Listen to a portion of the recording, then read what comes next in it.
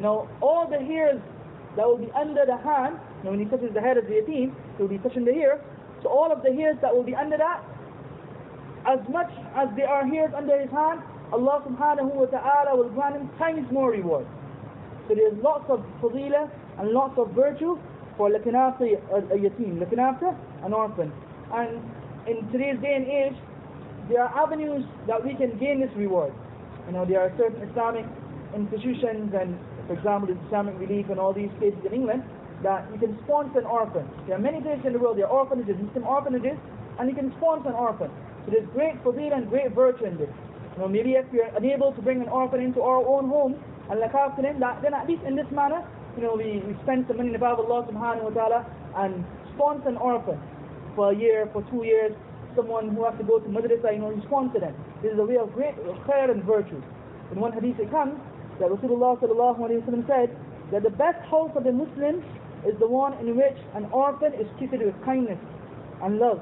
And the worst house of a Muslim is the one in which an orphan is treated in a bad manner. So this was the first injunction. The next one was وَأَمَّا السَّائِلِ فَلَا تَنْهَرْ وَأَمَّا السَّائِلَ فَلَا تَنْهَرْ. And the beggar, do not scold him. The one who comes begging, asking to you for something, do not scold him. Rather, if you have something, you give to the beggar.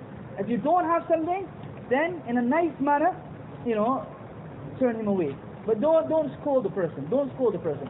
Sometimes people ask that we don't know if that person is true or not. He may have a lot of wealth, but still, don't make him feel bad. Even though you may know to yourself that he is he doesn't need the money.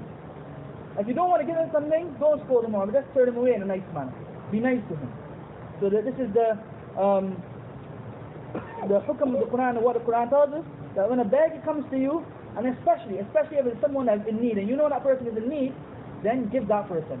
And if you can't give, then in a nice manner, turn him away. Sometimes people have the habit of scolding and shouting.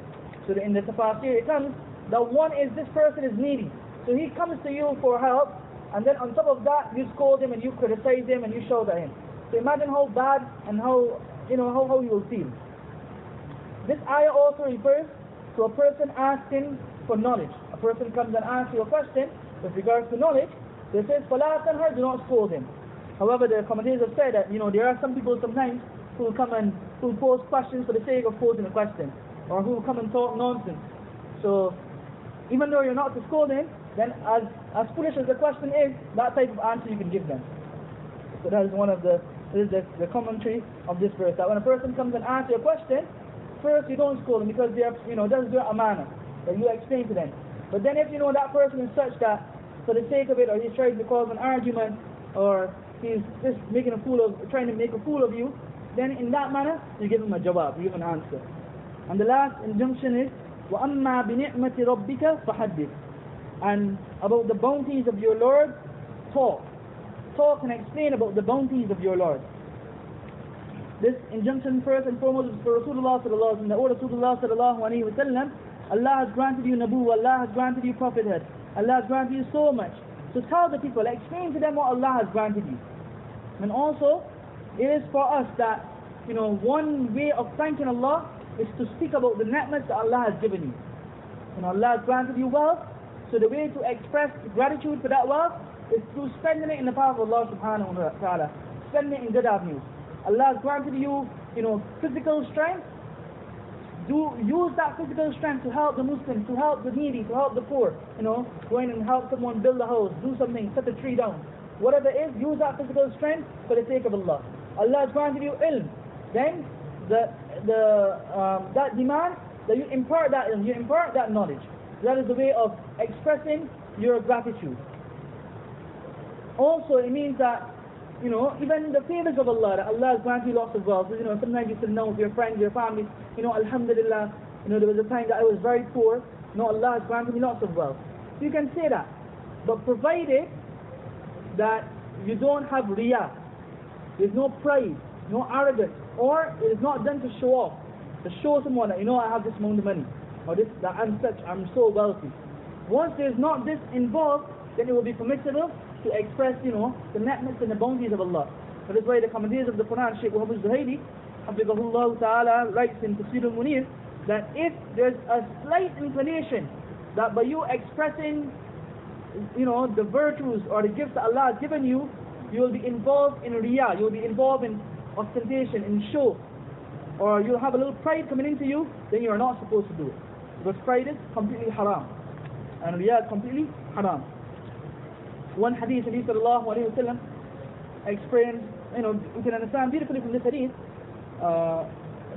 Malik ibn Nadab, his son Abu Ahwas radiallahu anhu relates that my father went into the company of Rasulullah sallallahu alayhi wa sallam, and he had on very cheap clothing, and very old and cheap clothing. So Nabi sallallahu alayhi wa sallam looked at him and said that, "Oh Malik, tell me, are you wealthy? What is your condition?" He said that, Alhamdulillah, I have servants, I have gardens, I have this, I have that. So then Nabi sallallahu alayhi wa sallam scolded him and said that, "Oh Malik, you are such a wealthy person, but you dress like this. The wealth Allah has given you, that is also a favor.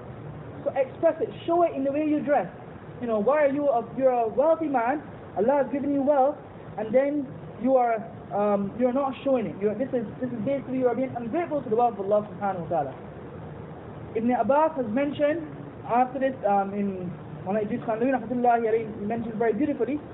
Maulana Aakil beautifully mentions when he relates this hadith. He says, Ibn Abbas radiallahu anhu used to say that kul ma shit, walbas ma shit, that eat what you want and dress how you wish. Eat good food and dress nicely. So also buy a nice car, dress nice, have a good house, provided two things are not taking place. One is israf, that you're not fudul kharshi, you're not just spending money and wasting money. And secondly, there's no pride. So once there's no pride and there's fudul kharshi, then express the ni'mat on yourself.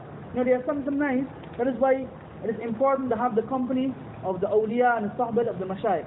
But sometimes we think, what is deen? We have a concept of deen. Well, that is not deen. For example, sometimes we think that by dressing, in tattered clothing, with stains on our clothing, that is piety. That is not piety. Allah, in the hadith we find that in Allah Jameel Yuhibbul Jamal, that Allah is beautiful, He loves beauty. So that is not beauty. Now you're going to dress in tattered clothes, you have the money, and then you get on like, oh, I'm so poor, and you think that is piety. That is not piety.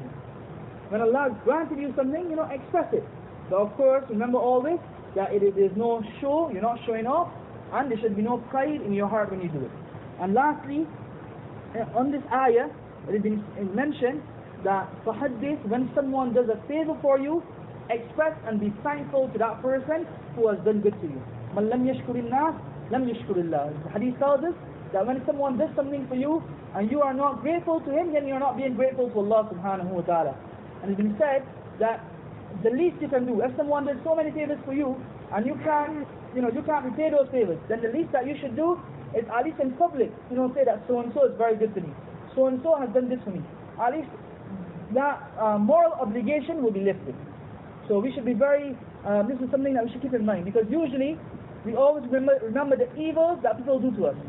But they're good. There are so many people that do so much good to us. Let us remember these things. Or asatiza especially. Or asatiza has done so much for us, let us remember it. For example, those who are reading the Taraweeh. I'm not here to blow my own trumpet, but those who are reading the Taraweeh, look at, subhanAllah, they are doing such a responsibility for us. Those who are teaching our children. One is that we had our asatiza. We should be very grateful to them. Then those who are teaching our children, they are assuming a responsibility that is ours. Because if they say tomorrow that we are not teaching, that is your obligation. The Quran and the Hadith says that you have to teach your children. Now look at what they are doing. For a few hours they take out of their time and they are looking after the ta'aleem of your children. Now how great a sacrifice that is.